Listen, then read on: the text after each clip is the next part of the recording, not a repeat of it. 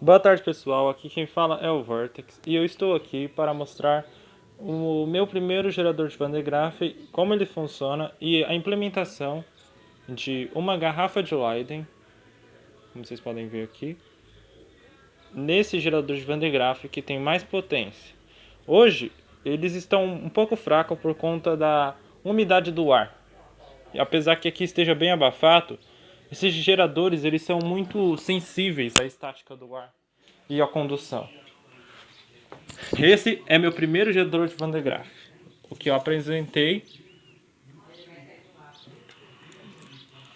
em uma universidade, a Unesp.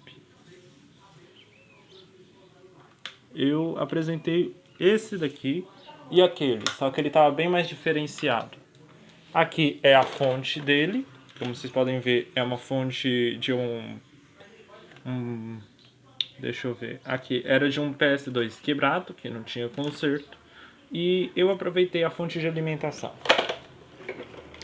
A tomada que está ligada nessa extensão. Esse daqui é um eletroscópio caseiro, bem basiquinho.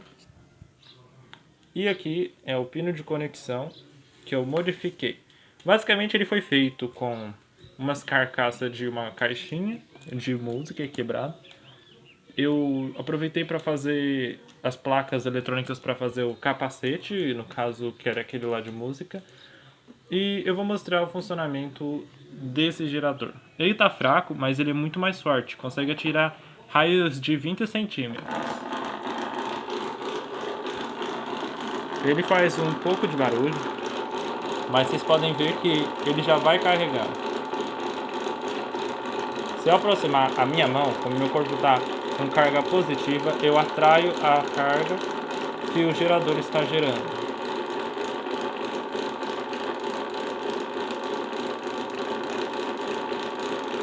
E aqui está o eletroscópio. Veja o que acontece quando eu aproximo o eletroscópio caseiro do gerador.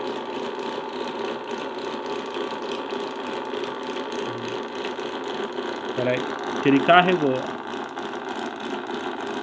Vamos de novo. Vejam que as partes de alumínio estão se afastando porque estão carregadas. E quando eu encostar, eu descarrego e elas se unem de novo. Mas aqui está o funcionamento. Vejam esses papéis de alumínio aqui no topo.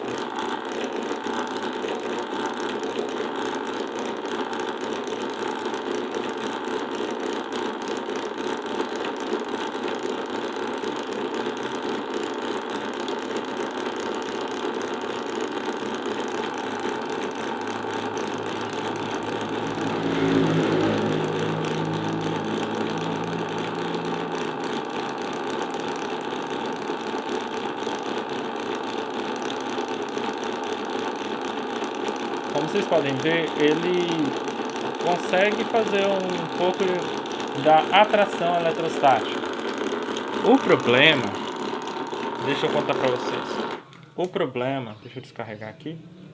O problema dos geradores de Van de Graaff é que às vezes eles não têm tanta eficiência por conta do ambiente que está sendo utilizado. Deixa eu desconectar ele da tomada. Bem, agora a gente vai fazer uma experimentação com a garrafa de Leyden que eu fiz para ligar esse gerador de Van de Graaff, que era o mais avançado, o que consegue levitar objetos. Deixa eu conectar aqui. Pera aí. Deixa eu conectar. Um minuto, pessoal. Tá difícil de conectar aqui. Fonte conectada, fonte de 6 volts, basiquinha.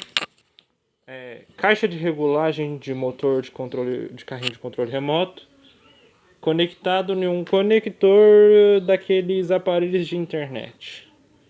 Garrafa de Leyden, caseira, um pote de maionese, bolinha de desodorante que você embola no alumínio. um prego e latinha de cerveja dobrada, cortada e feita de alumínio. Perfeito. Vamos fazer a ligação do positivo da garrafa de Leyden com o positivo da saída do terra do nosso gerador de Van de Graaff. Aqui é um mostrador de rádio antigo, deixa eu ver se eu consigo mostrar para vocês. E ele mostra quando carrega bastante. Hoje, no caso, ele não está tendo tanta eficiência. Então, eu vou tentar mostrar para vocês a voltagem dele utilizando essa chave. Bem, então vamos lá. Ligando o gerador de Van de Graaff. Espera aí. Como vocês podem ver, ele faz um barulho. Vamos ver se hoje ele está a fim de mostrar raio. 1 minuto.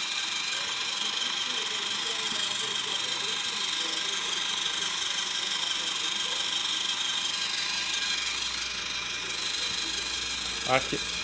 Vamos ver se ele está a fim de hoje mostrar alguma carga elétrica saindo, algum raio.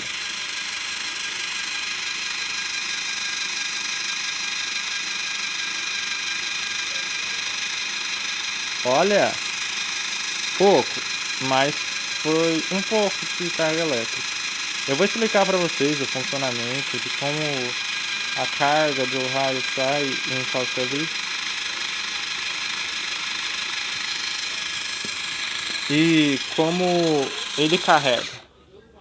Esse eu fiz para poder abrir, pois aquele ali eu não posso arrancar a cúpula dele, senão ele vai quebrar. Esse daqui eu fiz para que vocês pudessem ver dentro e para experimentar experimentos de antigravidade. Como vocês podem ver, dentro dele tem a mesma coisa. Um eixo com uma pedaço de caneta enrolado no papel alumínio, girando em volta dessa fita isolante invertida. Eu inverti ela e passei cola quente para que ela não soltasse.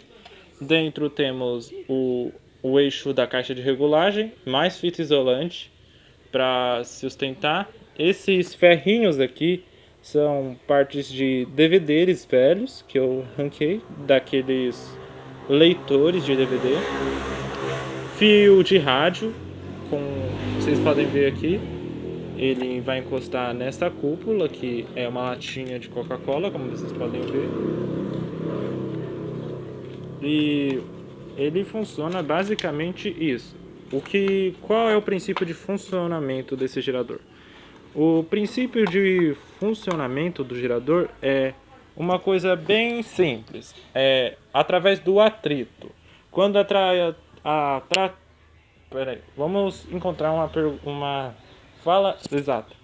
Quando a gente coloca dois objetos em atrito, por exemplo, esse canudinho com essa pedra de vulcão, que é um minério bem comum. Imagine que é um bar com esse pedaço de plástico. Se a gente fizesse a tração dos dois em várias direções, esse objeto absorveria carga elétrica. O que o gerador de Van de Graaff faz é fazer a tração dessa correia de fita isolante, que no GND, que é o fio terra, que no caso está aqui, saindo e alimentando a garrafa de Leyden caseira. E ela basicamente faz o seguinte: quando a correia está correndo em volta, como vocês podem ver, o material é de plástico, isso aumenta a carga elétrica condutiva. Ele começa a rotacionar.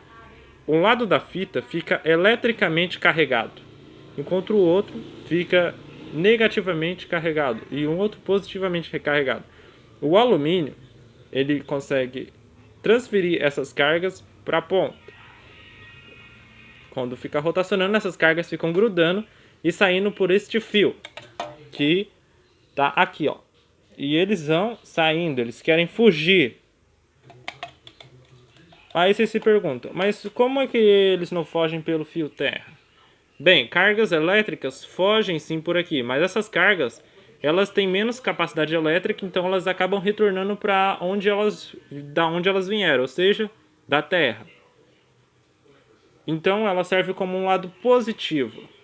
Negativo é a cúpula e elas servem como um lado positivo. Essas cargas que têm menos densidade elétrica, que não consegue percorrer a fita e chegar até aqui para carregar a cúpula, elas retornam para o terra. E o terra, é claro, é descarregado, mas aqui carrega bastante. E quando aqui carrega, tem a capacidade de liberar cargas elétricas entre 2.000 e 320.000 volts ou mais.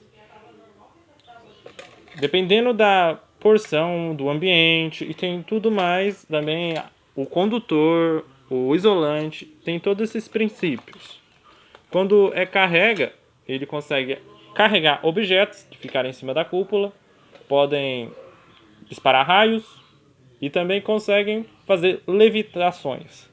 Mas vocês me perguntam, como é que poderia fazer uma levitação? Bem, quando um objeto é eletricamente carregado, ele tem a variação de tensão em extremidades. Por exemplo, essa chapa de alumínio. Quando a gente carrega ela eletricamente, as extremidades ficam negativamente carregadas. E isso gera um efeito vento iônico, que nós chamamos de propulsão iônica, que hoje a NASA está desenvolvendo foguetes que vão ter esse tipo de propulsão. Essa introdução de saída de alta voltagem nessas pontas cria uma força de um vento gerado por alta tensão mesmo. Esse vento a gente já batizou de vento iônico e ele tem a capacidade de mover objetos, por exemplo. Se tivesse bastante tensão o suficiente para atingir essa chapa e as extremidades dela estivessem direcionadas direto para o chão, onde a carga iria sair, ela basicamente sairia levitando, voando, antigravitacionadamente. Mas o problema da antigravidade é a quantidade de energia, como vocês podem saber. Então, é por isso que não temos aviões que utilizam esse princípio. É claro, o ar também ele tem bastante carga elétrica armazenada. Alguns aviões de centro comercial que levam as pessoas em viagem, para não ter problemas em comunicações e tudo mais, além de blindagem, eles têm umas partes que parecem saídas de GND, porque o avião voando ele vai estar traçando o ar, ou seja, ele vai sofrer tração com o ar. E essa tração gera muita eletricidade estática. Você já pensou você pegar um avião, ir com um avião até uma outra cidade, e quando você chegasse na outra cidade, um raio te atingisse só porque você saiu do avião? Entendeu? Então, eles têm um sistema de segurança nesses aviões que são como agulhas, que quando ele carrega eletricamente, no momento em que ele estiver voando, ou ele descarrega pelo ar, como um vento iônico, ou quando ele chega na Terra, quando os pneus tocam na Terra, eles descarregam no chão. Mas também tem outros aviões que têm os seus próprios capacitores e tem todo aquele sistema eletrônico que consegue retirar essas cargas elétricas e talvez até reaproveitá-las. Mas basicamente é assim a propulsão. Discos voadores, esses mistérios sobre naves que podem ter uma força luminosa, que conseguem levitar pessoas, se vocês estenderem bem a sua mente e começar a compreender o funcionamento da eletricidade, a gente sabe que não descobrimos nem metade do que a eletricidade é capaz de fazer e por que temos a eletricidade nos nossos celulares, em placas, temos tantos computadores, mas não temos nenhum disco voador até agora que consiga voar sem hélice ou sem foguetes. Basicamente, toda tecnologia... Será que eu sou ficar careca, eu fico igual tem esse bichinho aqui? Não, será? Basicamente, esses tipos de propulsão é muito diferenciado. Por exemplo, a gente descobriu a porção da eletricidade do ar, a porção da eletricidade do Sol, da Terra e da água. E de materiais fósseis. Mas se existia uma raça avançada extraterrestre que tem o entendimento da eletricidade melhor do que qualquer outra pessoa, essas raças avançadas compreendem como funciona a eletricidade e conseguiram usar a eletricidade a favor delas. Por exemplo, eles podem ter uma bobina de Tesla no centro de cada disco voador, alimentado por uma espécie de fonte de energia desconhecida, não radioativa, talvez uma fonte de energia renovável, ou até mesmo do universo. E isso faz com que a nave deles levitem eletricamente em qualquer planeta. Uma propulsão universal pode funcionar no ar, no espaço e em qualquer lugar. Além disso, eles devem ter outras tecnologias, como um conversor de rotação, ou eles também podem ter uma máquina que consegue criar um campo em volta da máquina, da nave, um campo magnético que vibra em frequências ressonantes diferentes, que permite eles dobrar o espaço e se teletransportar pelo tempo.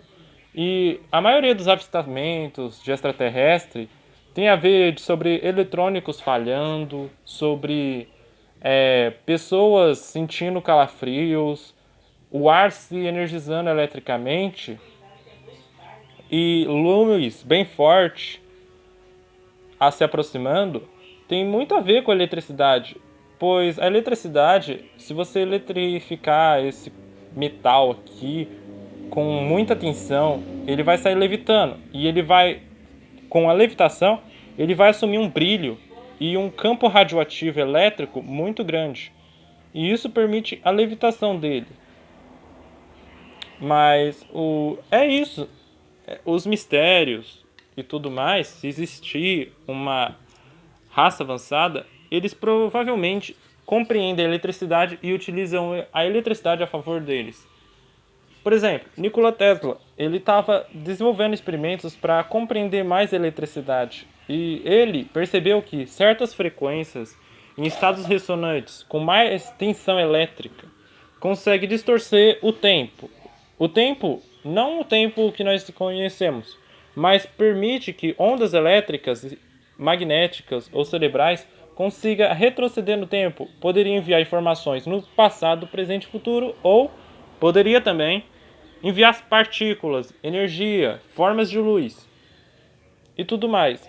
Então, se essa civilização extraterrestre estiver utilizando uma tecnologia bem avançada como a propulsão elétrica, eles também já manipulam o tempo e, por obséquio, eles podem estar vivendo entre nós com tecnologias mais avançadas. Pode ter uma nave imensa em torno da Terra utilizando uma tecnologia de dobra quântica que permite que eles estejam em uma espécie de espaço interespacial. Por exemplo, tem uma nave imensa em volta da Terra, com várias naves que vêm de lá para cá, e tem uma tecnologia que permite ela fique invisível e atravessável por qualquer foguete ou qualquer satélite, indetectável, porque ela está existindo nos 3 estados de tempo, presente, passado e futuro.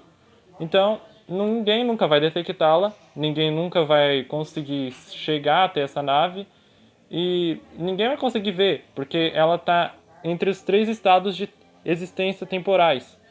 Então, a humanidade se encontra sozinhos. Eles se autodenominam que estão sozinhos. Mas se eles compreendessem um pouquinho que o estado de evolução tecnológica não seria possível por tais eventos. Não seria possível se tais eventos não acontecessem. Por exemplo, as estrelas, estudamos os astros e tudo mais. E aqui, ó, eu vou mostrar nesse livro de física antigo, que eu ganhei de uma amiga. Ele mostra muita coisa interessante sobre a natureza da luz, a movimentação do Sol, as estruturas. É muito antigo, é claro, tem algumas palavras aqui que já foram alteradas há muito tempo. Por exemplo, átomo, íon, elétron, partículas neutras. Então, o nome aqui é muito diferente. Tem experimentos que envolvem ao tempo, modificação do tempo, relatividade, aceleração. Tem muita coisa nesse livro que é muito importante, mesmo que pode ter sido alterada, mas tem muita coisa aqui que é interessante de se entender, que a natureza da luz, a movimentação, as partículas, os corpos em movimentação, a dobra. Talvez até as naves consigam ficar invisíveis utilizando a eletricidade. Tesla teve um experimento que ele utilizava eletricidade e luz, que ninguém conhece. Foi o único experimento que Tesla fez que não foi mostrado publicamente a todas as pessoas. Mas Tesla, com a eletricidade e um pouco de luz, conseguiu transformar um material não translúcido, como um metal como esse, em um objeto translúcido. Ele aplicou uma carga elétrica tão alta, que conseguiu polarizar os fótons. Dessa forma, os fótons se polarizaram.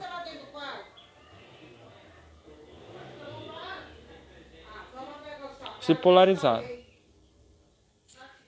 Se polarizaram. Voltando aqui, esses fótons se polarizaram em torno do material. E isso tornou o material invisível. É claro, não foi vazada essa informação e ninguém realmente viu o experimento de formas. Eu, praticamente, não fiz o experimento. Pretendo realizar. Quando eu conseguir mexer com tensões mais altas do que os geradores de Van de Graaff, eu vou tentar replicar essa experimentação de tornar um objeto não translúcido em uma coisa invisível. E é bem possível que essas raças tenham desenvolvido tecnologias idênticas para se locomover invisivelmente. Porque a eletricidade, além de ser indetectável, por exemplo, radares não conseguiriam detectar tais objetos se estivessem eletricamente carregados. As ondas, elas agiriam como um campo magnético, elas poderiam viajar e não teriam eco, eles não retornariam essas ondas. E assim eles não encontrariam o objeto, ele passaria sem ser visto, despercebido, com uma tecnologia muito avançada. E é isso, pessoal. Vou continuar procurando as respostas para os mistérios e tudo mais. Eu pretendo fazer um gerador de Unschust, que é esse daqui, ó, que aqui também ensina como construir. E eu vou continuar estudando e entendendo esses fenômenos. E vou sempre atualizar vocês aqui com experimentos novos, com pesquisas novas. E se vocês quiserem, vocês podem deixar algumas sugestões aí no chat do que vocês gostariam de ter aqui. Eu também vou atualizar o Vortex. Eu vou trazer mais informações e conteúdos aqui para o canal. Espero que vocês tenham gostado e que vocês possam ter adquirido algum tipo de conhecimento por nesse vídeo ou algum interesse.